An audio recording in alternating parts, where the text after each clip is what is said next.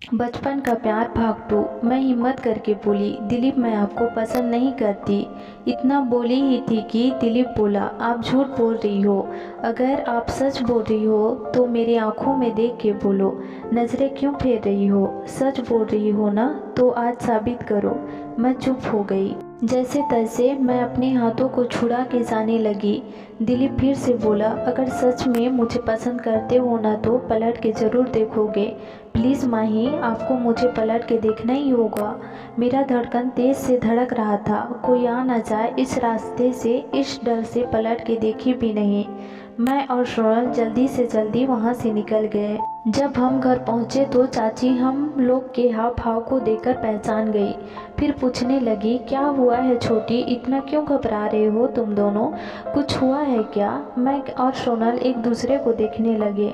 मैं घबराते हुए बोली, चाची कुछ नहीं, बस ऐसे ही। चाची शक करते हुए बोली, कुछ तो है, बताओगे? चाची के साथ हम लोगों की बहुत बनती थी, इसलिए सोनल और मैं जो भी हुआ था वो बात को शुरू से लास्ट तक बताने लगे। चाची सुनकर दंग रह गई, इतना सब कुछ हुआ और मुझे आज बता रहे हो? मैं बोली, चाची कैसे बताती, बताना तो चाहती थी लेकिन बता नहीं पाई। फिर चाची बोली मुझे, दिलीप पसंद है क्या छोटी? अगर पसंद है तो बात कर लो। उस दिन भर दिलीप के बोले हुए बातें मेरे दिमाग में घूम रहा था। मैं सोच सोच कर परेशान हो गई थी कि क्या करूं। उस दिन शाम को सोनल और मैं घर भी नहीं गए, चाची के यहाँ ही रुके थे, क्योंकि चाचू और पापा लोग अलग अलग रहते थे। तो चाची मम्मी को कॉल करके बोली थी कि छोटी लोग आज नहीं आएंगे, कल आएंगे।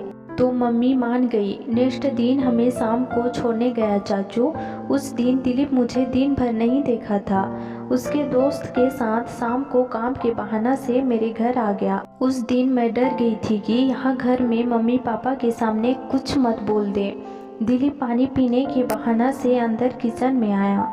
मैं सब्जी बना रही थी। दिलीप किचन रूम में घुस गया और पूछने लगा, क्या कर रही हो मैडम? मैं देखकर भी अनदेखा की। दिलीप पास में आके मेरे हाथ में गुलाब का फूल और डेयरी मिल्क चॉकलेट थमा के बाहर निकल गया। मैं वापस करने के लिए तुरंत उसके पीछे पीछे बाहर निकल गई। तब तक मम्मी पापा के पास जाकर बैठ गया। मुझे तो कुछ समझ में नहीं आ रहा था कि मैं क्या करूं, वापस कैसे करूं। फिर सोची कि चलो जाते टाइम वापस कर दूंगी, पर वापस भी नहीं कर पाई क्योंकि पापा भी उन लोग के साथ बाहर निकल गया।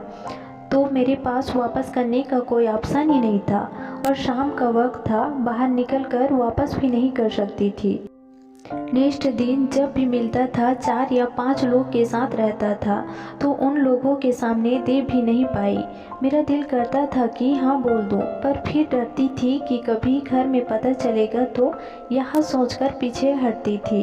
कौन लड़की नहीं चाहेगी कि कोई लड़का दिल से चाहने वाला हो। अगर मैं डरती नहीं होती तो हाँ बोल दी होती। दूसरे दिन मुझे घर जाना था। मेरा मन में बार बार दिलीप का ख्याल आ रहा था।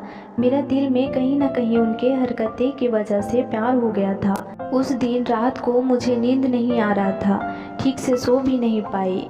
मैं घर जाने से पहले एक बार देखना चाहती थी। मैं बार बार भगवान को दुआ करती थी कि एक बार सामने आ जाए। मैं बार बार घड़ी को देखे जा रही थी। 9 बजे का बस था जब मैं बैग लेकर घर से बाहर निकल रही थी।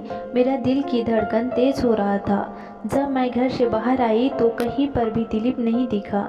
मैं उदास हो गई। पापा मुझे बस स्टेशन तक छोड़ने जाने वाला था। जब पापा मुझे छोड़ने जा ही रहा था, रास्ते में दिलीप खड़ा था। दिलीप को देख के मेरे चेहरे पे एक बड़ी सी स्माइल आ गया। मैं जो दुआ की थी वो पूरा हुआ था। दिलीप उदासी से देखे जा रहा था। मेरे साथ में पापा था तो हम दोनों एक दूसरे को देखने के अलावा कुछ कर भी नहीं सकते थे। दिलीप बस स्टेशन तक आया था। जब तक बस वहाँ से नहीं निकल गया तब तक खड़ा ही मुझे देखता रहा। उसी दिन पापा मेरे लिए मोबाइल खरीद के मुझे दिया तो मैं बहुत खुश हो गई।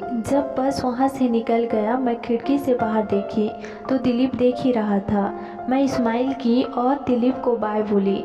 मैं बस में उदास बैठी थी, यही सोच रही थी कि काश दिलीप का नंबर को लेकर लाना था।